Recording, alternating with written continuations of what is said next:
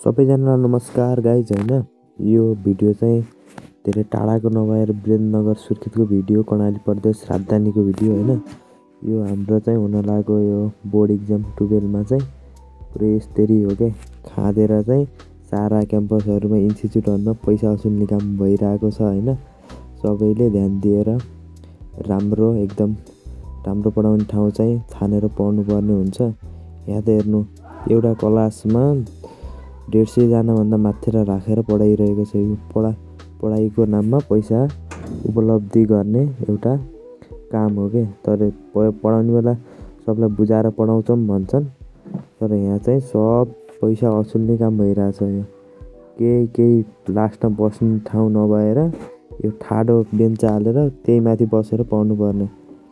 लेख्न पनि मिल्ने छैन। अगाडि सरले पछाडि सुन्दैनन्, माइक लाएर बोलेछन्।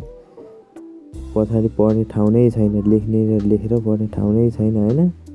पुरै यस्तो कोच्चाकोच 150 जना हालेछ हुँदैछ, केही बुझेकै छैन।